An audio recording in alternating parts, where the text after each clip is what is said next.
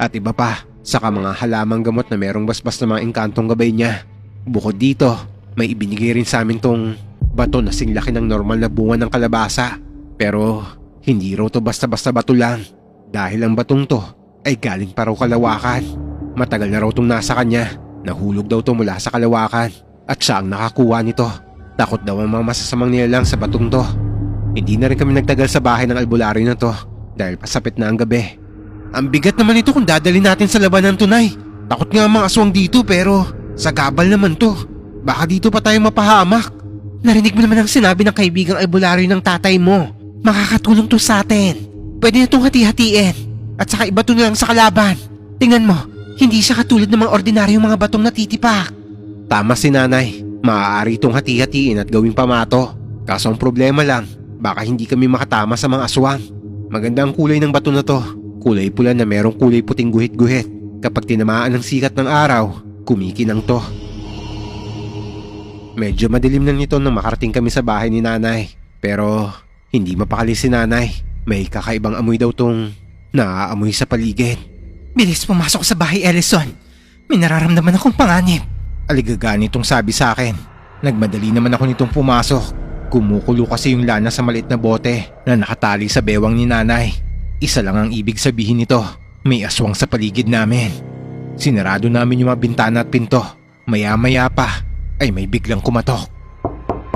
Diyan ka lang, Ellison. Sisilipin ko lang kung sino to. Maganda ka. Mukhang mapapasabak na tayo ngayon. Kinuha ko yung Indian target ni tatay at saka tinago sa bewang ko yung punyal. Pagkabalik ko kay nanay, sabi niya sa akin, kumpirmado na aswang raw yung kumakatok at dalawa raw sila, babae at lalaki. Anong gagawin natin, Nay? Bubuksan ba natin? Bubuksan natin. Pero huwag kang magpapahalata na alam nating mga aswang sila. Itago mo yung mga sandata mo. Ihanda mo lang yung sarili mo. Bago namin binuksan yung pinto, kumuha muna si nanay ng maraming asin at saka inilagay sa kanyang bulsa to. Mukhang gusto ng mga aswang na makipaglaro sa amin ito. Pagkabukas namin ng pinto, nagulat ako dahil yung lalaking nakita ko ay yung lalaking binigyan ko ng tubig sa may palayan. May kasama pa tong babaeng kasing edad lang niya. Ay, magandang hapon sa inyo. Natatandaan mo ba ako, Tutoy? Ako yung... Opo naman. Ikaw yung binigyan ko ng tubig nung nakaraan, di ba? Mabuti naman. Kasama ko yung aking may bahay na si Linda. Ngumiti naman yung alis sa amin. Pareho lang silang walang suot na tsinelas. Parang sanay na sanay silang magpaa. May napansin lang ako sa ali.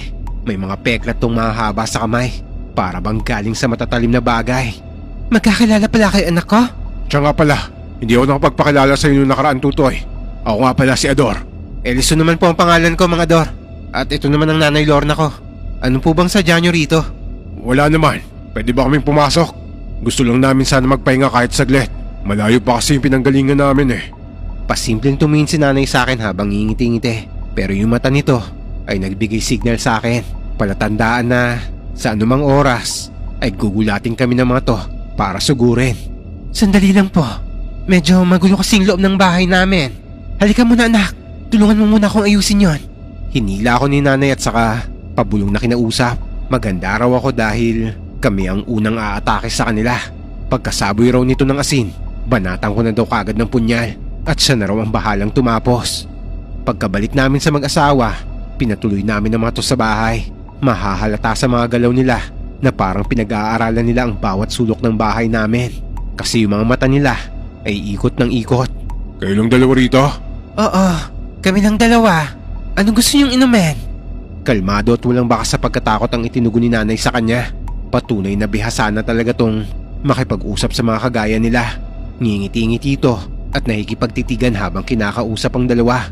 Tumingin si nanay sa akin, sabay ngiti ng matamis. Ngayon na, Ellison! Sabay dukot nito ng asin sa bulsa at saboy sa dalawang bisita namin. Nagsikulasan sila dahil sa gulat. Agad umusok ang mga balat nila. Nalalapnos at nasusunog ang mga to. Nang makita kong gulong-gulo sila at hindi alam ang gagawin, mabilis ko nang inilabas ang punyal ko. Agad kong inundayan ng saksak ang babae dahil siya ang mas malapit sa akin. Napasigaw to nang malakas nang bumaon yung punyal ko sa dibdib niya. Tapos inilipat ko yung atensyon ko kay Mang Ador at siya naman ang pinuntirya ko. Ngunit mabilis nung nakarecover mula sa pagkapaso sa asin. Kaya sa balikat ko lang to tinamaan. Bahagya tong umatras at agad na nagpalit ng anyo sa isang mabagsik na aswang. Mula sa likuran ko naman ay maririnig ko ang palahaw ng babaeng aswang. Pinaglalatigo na pala to ni nanay ng buntot pagi. Baka nakakalimutan yung pamilya ng manggagamot at antingero tong bahay na pinasok nyo! Asawa ko! Asawa ko! Hindi ko akalain na malalaman yung mga aswang kami. Pakawalan mo ang asawa ko! Masyado nyo naman kaming minamaliit! Hindi naman kayo basta-basta papasok dito kung natatakot kayo sa amin! Pero dahil malakas ang loob nyong mag-asawa, binaliwala nyo lang yung kakayahan namin! At yun ang malaking pagkakamali nyo! Papatayin ko kayo! Uubusin ko ang lahi nyo! Pinatay ng asawa mo ang anak namin! At ngayon, gaganti kami! Ganun ba, Mang Ador? Paano kung unahin namin paslang itong asawa mong naghihingalo na? Nakasayad na sa sahig ang mukha ng babaeng aswang habang nangihina. Puno ng latay ang katawan nito mula sa buntot pagi na hawak ni nanay.